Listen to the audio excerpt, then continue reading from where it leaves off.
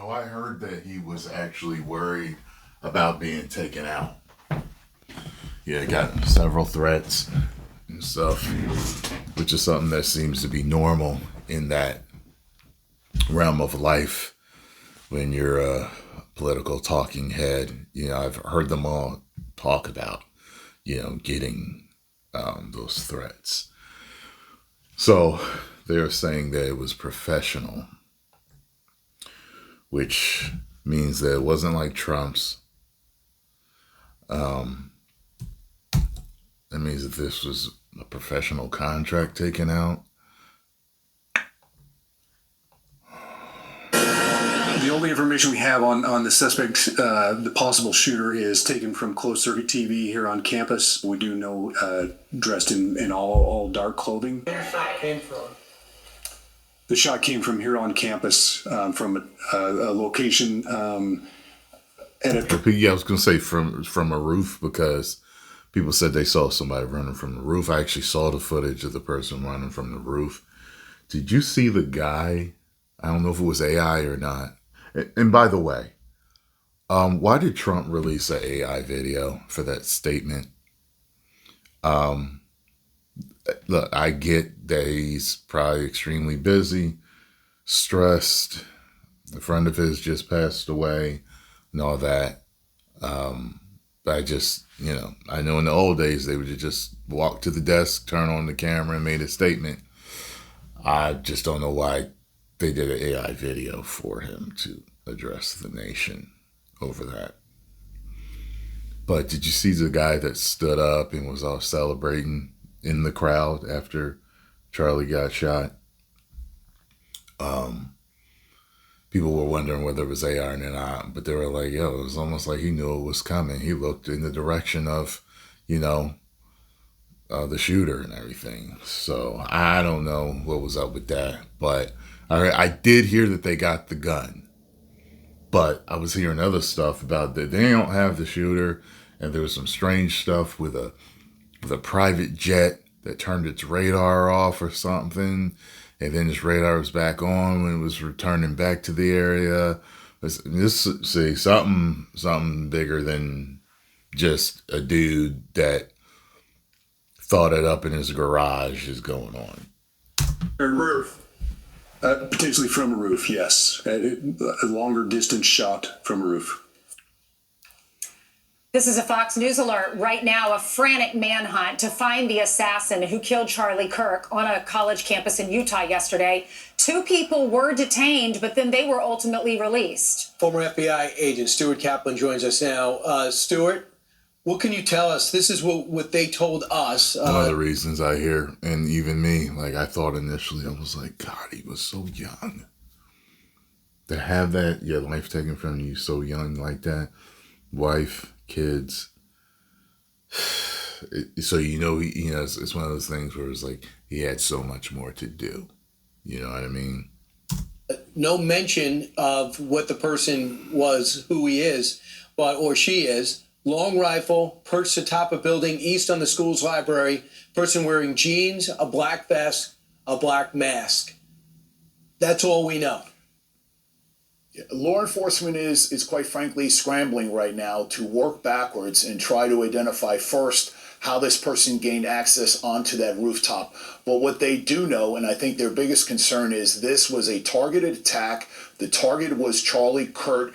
This same individual had the opportunity to inflict other mass casualties, but this... And I heard Ben Shapiro last night saying, he was like, was it Ben? I think it was Ben. They're saying, everything's going to be done inside now. This is the end of people speaking outside, as far as politics goes. Person chose to maintain his or her discipline.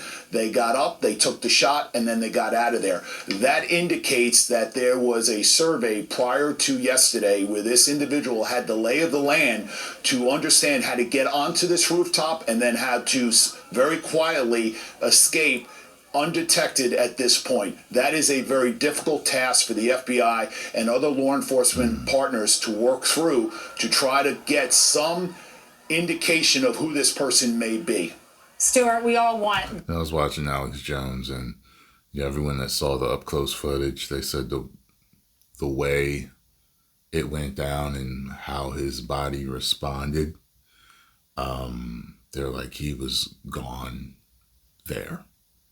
You know what I mean? It was that fast.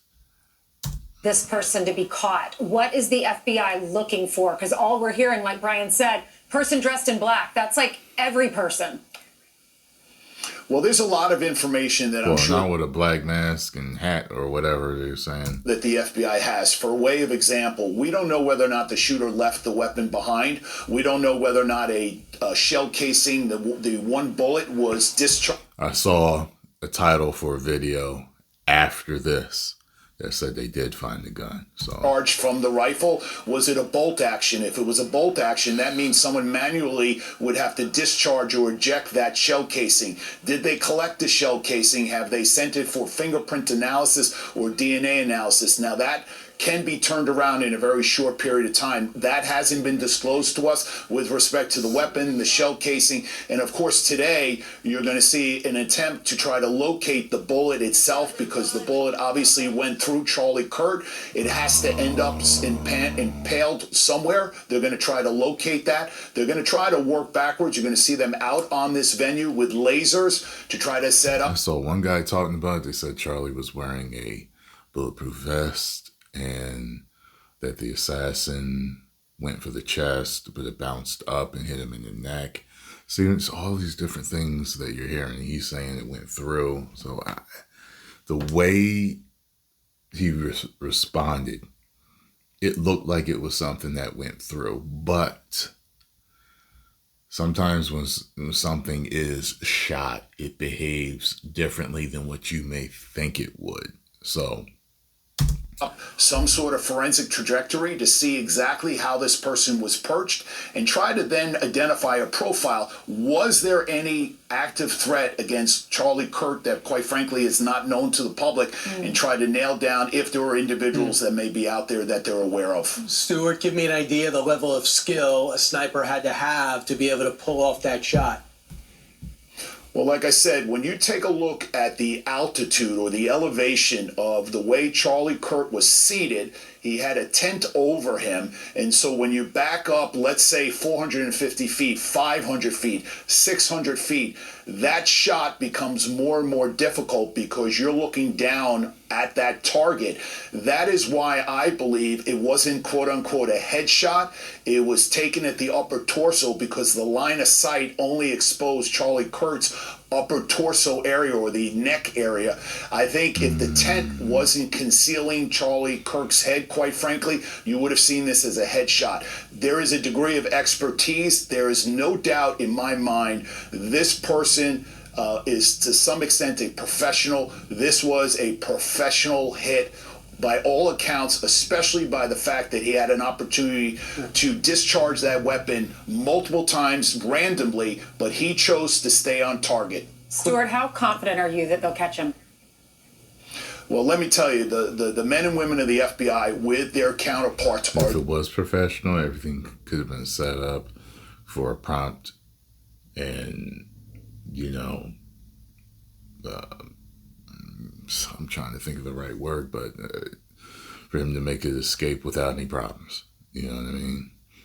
The best in the world. I can tell you, with having Kash Patel at the helm, the FBI, and I've spoken to several agents that are now on their way to Utah, you have the best of the best in the world on this planet who are going to work 24 hours a day.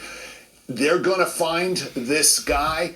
The biggest concern is this individual has shown that he is not willing to engage law enforcement. He doesn't want to be apprehended. He doesn't want to be engaged in a shootout. This is a very, very dangerous individual. The threat level to public figures, to include the president, as high as that threat level is, has been elevated exponentially since yesterday. I'm sure. Stuart, you know, at first I thought, why would he wear black? Look at the buildings. But then I realized the roof is black. All right. And we have footage, at some point we'll show it, of a guy walking around. We don't know if it's him. And we have a person commentating saying, what's that guy doing up there? Mm-hmm. And the other question would be, you got a black mask, you got a black vest, you need ammo, you have a rifle.